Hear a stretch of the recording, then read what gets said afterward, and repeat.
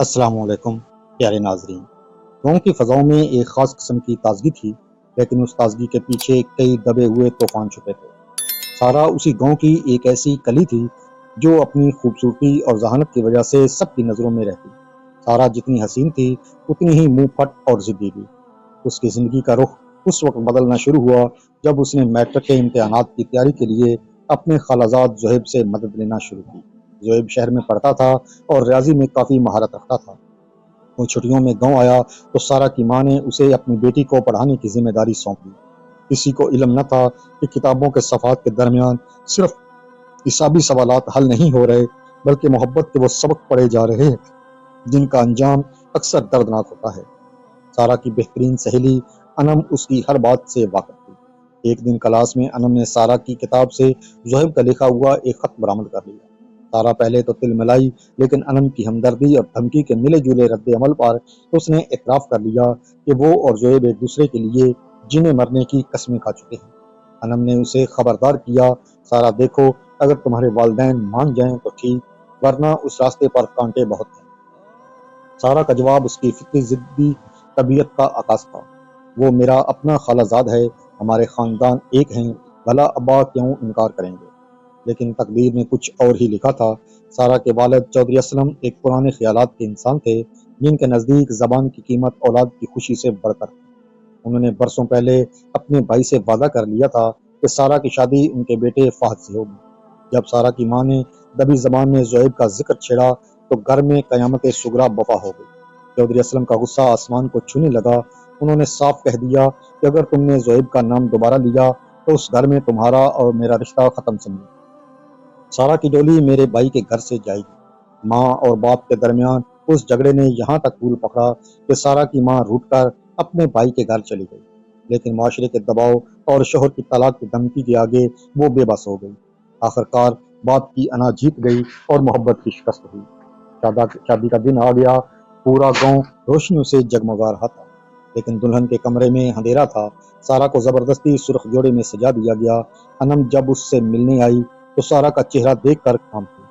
اس کی آنکھوں میں نہ وہ حیا تھی نہ خوشی، وہاں صرف ایک گہری نفرت اور وحشت تھی۔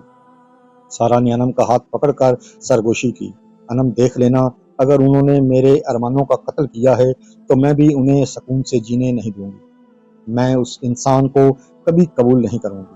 انم نے اسے سمجھانے کی کوشش کی کہ فہد برا لڑکا نہیں ہے، فہد واقعی ایک سیدھا سادہ اور محنتی نوجوان تھا جو سارا کو پا کر خوشی سے پھولا نہیں سما رہا تھا۔ اسے علم ہی نہ تھا کہ جس لڑکی کو وہ اپنی زندگی کی سب سے بڑی خوشی سمجھ رہا ہے وہ اس کے لیے موت کی دعا کر رہی ہے۔ شادی کے بعد سارا نے فہد کے گھر کو جہنم بنا دیا۔ وہ نہ ڈھنگ سے بات کرتی نہ گھر کے کاموں میں دلچسپی لیتی۔ فہد نے اسے وقت دیا، تحفے لایا، اس کی تلخ باتیں برداشت کی، لیکن یہ سوچ کر کہ شاید وقت کے ساتھ وہ مان جائے گی۔ سارا نے کئی بار ساس سے کہا کہ اسے واپس چھوڑیں، لیکن سب اسے نئی دلہن کی گھبراہٹ سمجھ کر ٹال دیتے تھے۔ سارا اکثر کہتی، مجھے اس قید خانے سے نکالو ورنہ میرا دم گھٹ جائے گا، لیکن اس کی پکار کسی نے نہ سنی۔ شادی کو بھی 4 ماہ ہی ہوئے تھے۔ ایک شام فہد اپنی دکان بند کر کے گھر لوٹ رہا تھا۔ راستے میں اسے زہیب اور اس کے 2 دوست ملے۔ انہوں نے فہد کو باتوں میں لگایا اور نہر کے کنارے چلنے کو کہا۔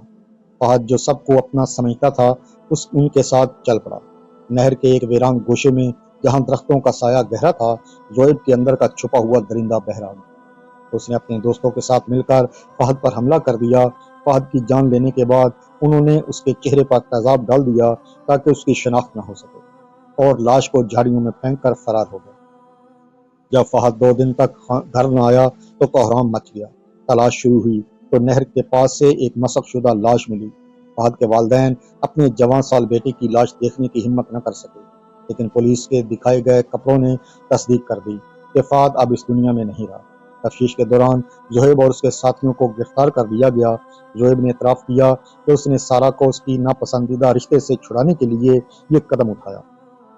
پورا گاؤں صدمے میں تھا، لیکن المیہ یہ ہوا کہ دولت اور سیاسی اثر و رسوخ نے اپنا کام دکھایا۔